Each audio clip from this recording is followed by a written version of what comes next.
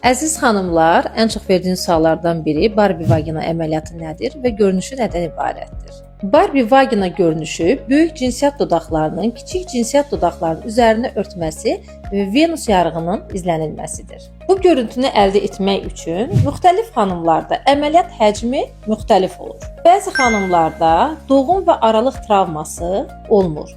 Bu xanımlarda kiçik cinsiyyət üzvlərində və böyük cinsiyyət dodaqlarında bir sıra işləmlər aparmağa ehtiyac olur. Bu artıq xanımın quruluşundan, anatomik strukturlarının formasından asılıdır. Belə ki, kiçik cinsiyyət dodaqları əgər uzanmışsa, qıvrılmışsa, bu dodaqlar kiçilməli, böyük cinsiyyət dodaqları isə həcmsizdirsə, əksinə böyük cinsiyyət üzvləri həcmlənməlidir. Böyük cinsiyyət üzvlərini həcmləndirmək üçün bəzi xanımlarda liposaksiya edərək lipofilling əməliyyatı icra edirik və böyük cinsiyyət dodaqlarını həcmləndirib şəkilləndiririk. Bəzi xanımlarda bunu gel vasitəsilə icra edə bilərik.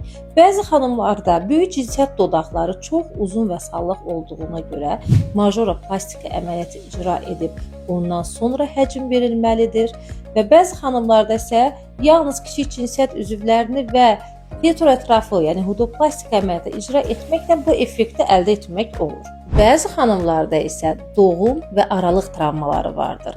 Belə xanımlarda isə yalnız xaricdən işləmək olmaz. Belə xanımlarda mütləq daxildən də əməliyyat icra olunmalıdır. Yəni vaginoplastika və perineoplastika kombinə şəkildə aparılmalıdır.